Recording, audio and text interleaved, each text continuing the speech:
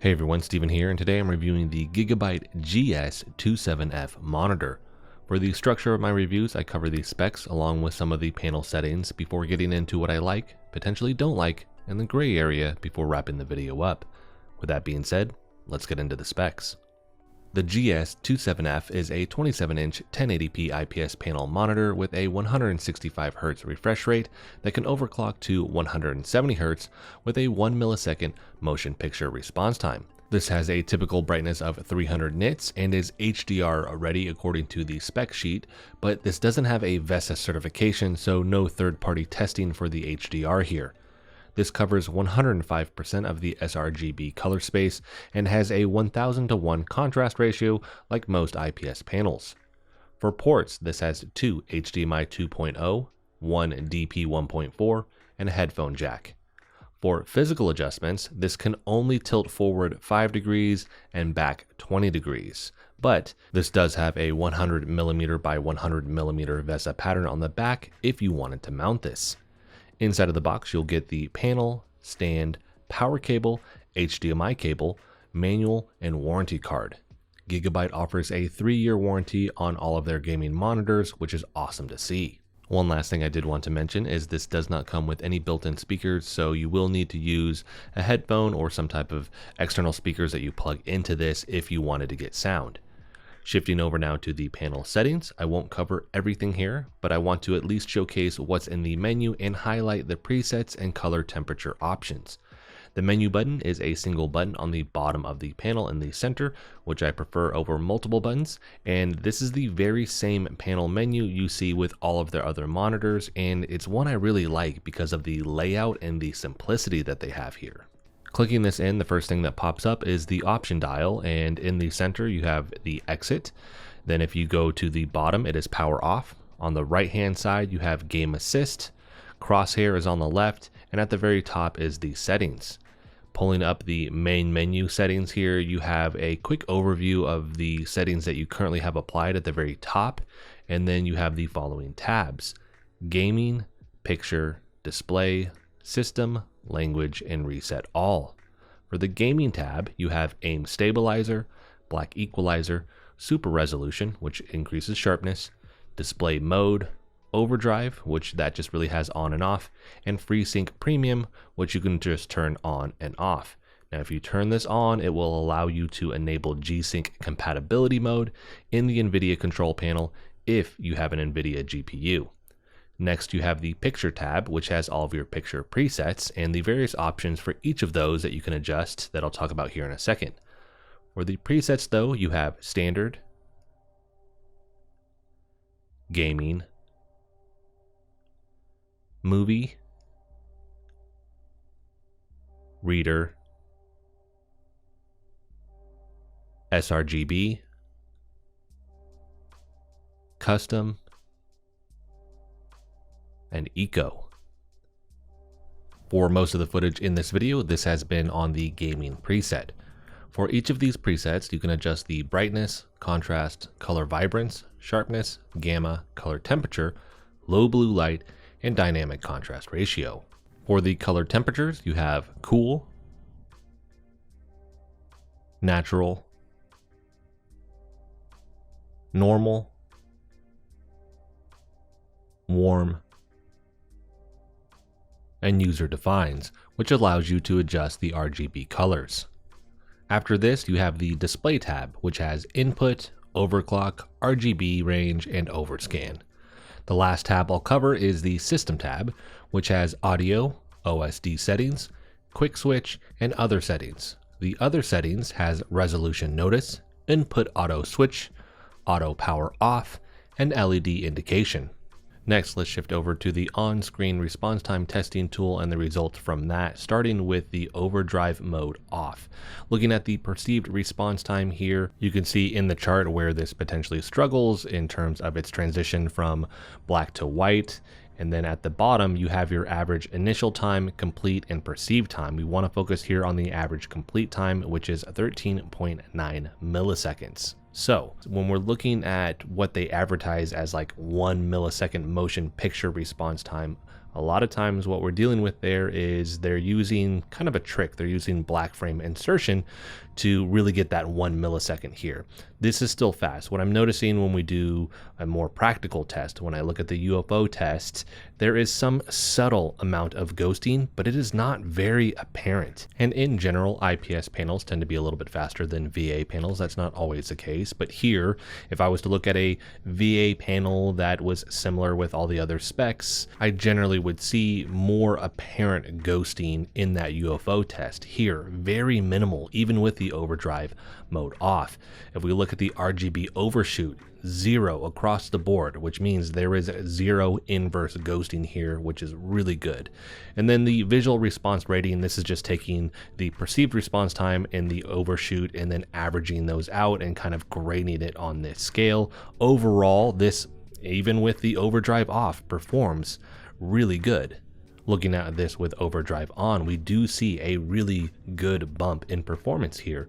When we're looking at the perceived response time, our averages here at the bottom, we're going from essentially like 8.5 seconds for the average initial time and the perceived time down to 6.7 milliseconds. When we're looking at our complete time, it went from that 13.9, it is now down to 11.84. So overdrive on, I would recommend actually turning that on. This does give that good boost in performance without any, for the most part, you get like a 1 at the 0204 mark for the RGB overshoot. You're not getting any inverse ghosting with this basically, which is awesome.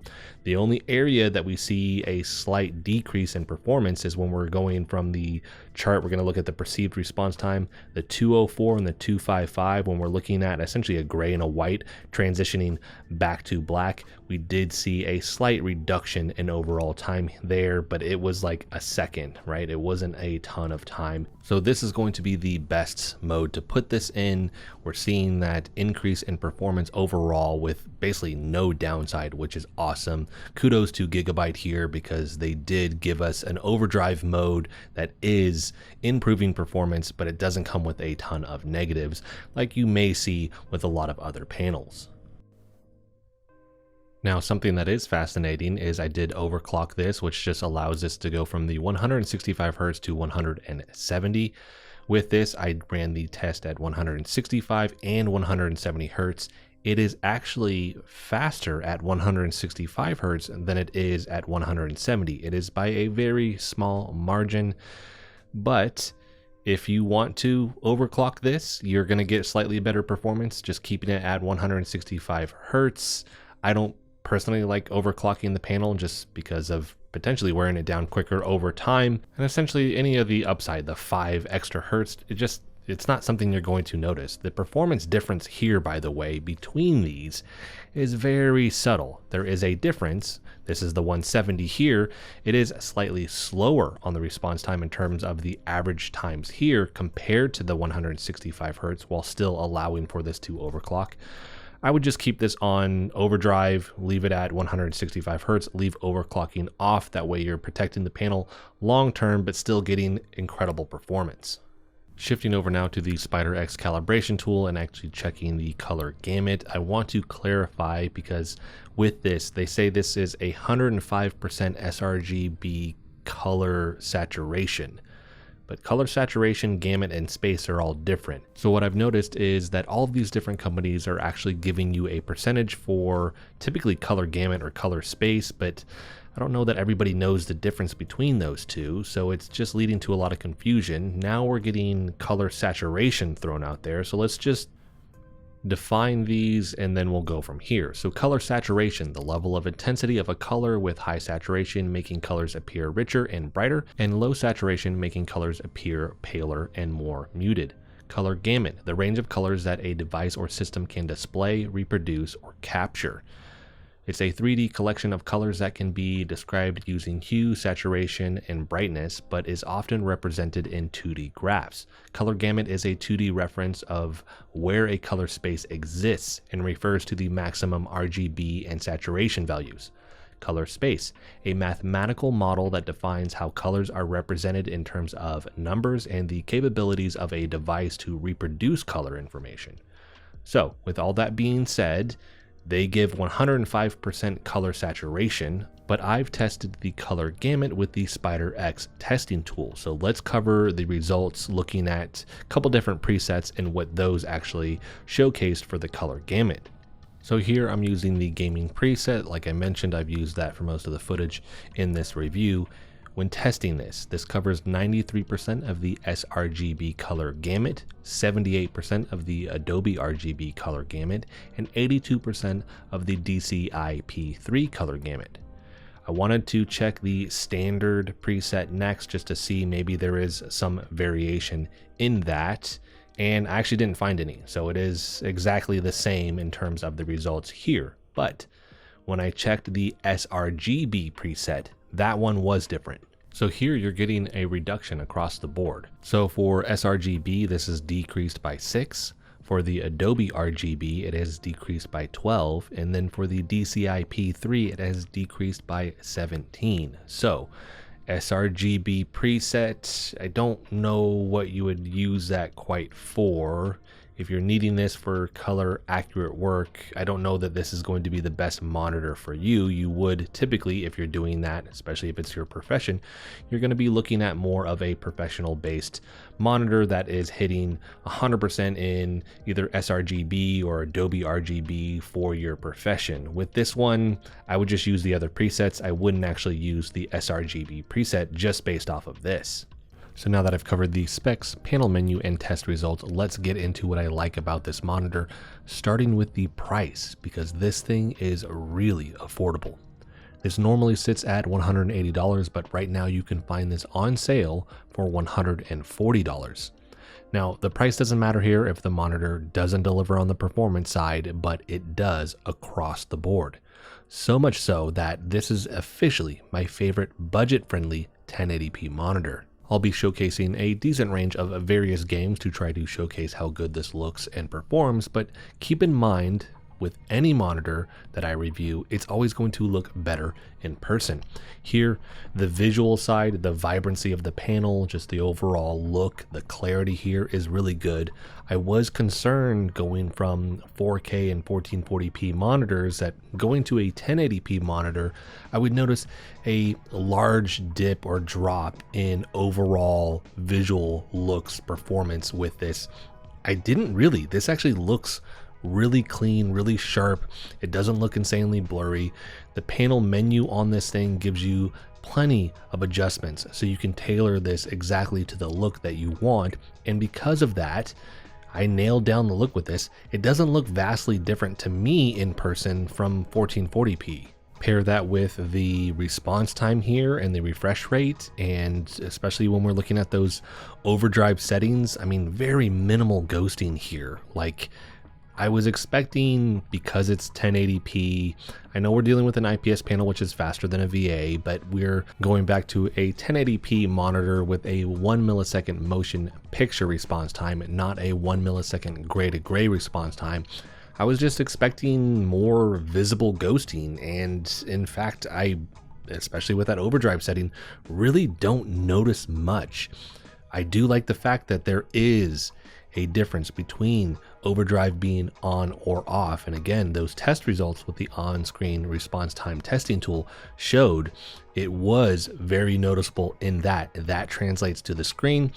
Again, overdrive on, picture clarity here, response time, everything performance wise is just top notch here, again considering this price point also with that. And so when I'm looking at this performance, especially on the response time side, it's not going to best an OLED, right? Those are just insanely fast. But taking into account the price point here, this to me is more towards a 1 millisecond gray to gray response time. This is just as fast, and in terms of the minimal ghosting, just as clear as some of the higher price point 1440p IPS panel 1 millisecond gray to gray response time monitors that I've reviewed. Again, just performance here, they nailed it with this. The price point just makes it an even better deal, because I was expecting to come in and have some issues that at that price point you just kind of have to expect. They went above and beyond. They delivered very solid performance, very solid visuals. And so shifting over to the negatives here, I just don't have any. There aren't any glaring issues with this monitor, considering that price point here and considering how well the performance is. In fact, I don't have any like standout gray area things either. I was running through my list of things to consider here, but honestly, all of those aren't things I would expect at this price point for this caliber of monitor. So some of those extras you might find on a higher price monitor would be like speakers, more mechanical adjustments, extra USB ports, RGB lighting, maybe better HDR or VESA certified HDR for the 400 peak nits here. But with this price point, it's not anything that I would actually expect in that price range. None of these things are things I was like, oh, it's going to have this. It's just, you don't find those things because the company has to bring down costs. So you're going to see a lot of those extras just aren't here. And if they are there, what I tend to notice is the panel itself may not deliver on the performance side. This one does. So performance is going to be the big thing to lead with. If it doesn't perform, I don't care what extras it has. Here, performance is the number one thing. It 100% delivers on that. So yeah, it's missing some of those things. I don't really care. I don't expect that it would have those anyways. So to me, I just couldn't find any gray area things here. This is just an incredible monitor that delivers top-notch performance and visuals. I'm just really impressed with what Gigabyte has brought to the market with the GS27F. Now, some last minute things I know people may ask about. Text clarity here is decent, but considering the size and resolution, it's not going to be as crisp as a 1440p or 4K monitor. If you run ClearType, adjust the font size, adjust some of the in-panel settings like sharpness, you can get this to look pretty good. So I don't think that's going to be an issue for anyone. Next, the IPS panel glow is going to be here. It's going to be comparable to other IPS panels I've reviewed. Personally, I don't notice it unless I'm in a completely dark room. I don't think it's really bad here, but it is going to have that. Now, I did mention HDR for a second, but how is it overall when we're playing on PC? It's okay. It's not a big draw here. It's not a main draw. There are no local dimming zones. At most, my guess is that the peak nits here is 400, so maybe HDR 400. Again, it's not certified in that, but with that, you're just not getting top-notch HDR performance. PC, maybe a game or two, you may turn this on and enjoy it, but overall, it's not going to be a main draw for PC. On consoles, I think it performs slightly better, and that's generally been the case with most of these budget-friendly monitors that I've reviewed when they do have HDR, but it's not like, again, the high-tier level HDR that you would really want if you were going to use that all the time with games. But again, with consoles, it does perform really well. In regards to consoles, the thing to keep in mind is just because of the specs with this, you're not going to be upscaling. You're not playing in 1440p. You're not playing in 4K. This is a 1080p monitor. You can do 120 hertz and you can do HDR. Overall, I think it looks really good when you are playing on consoles. All the same stuff that I was talking about in regards to PC with the really good visuals, the really good performance, you're going to get that on both the PlayStation, the Xbox, or the Nintendo Switch when it comes to this. So that's going to wrap this video up. Gigabyte has delivered an incredible budget-friendly monitor with the GS27F and has officially become my favorite monitor in this price and spec range. I'll have a link for this in the description if you want to pick it up, along with a couple other items that you may want to consider, like a monitor arm if you are wanting more mechanical adjustments for this. If you have any questions about this, let me know in the comment section. I will make sure to answer that for you there. If you like the video, hit the like button for me as it helps the channel out. If you want to continue to follow along with all my content, hit the subscribe button for me. And as always, thanks so much for watching, and I'll see you in the next video.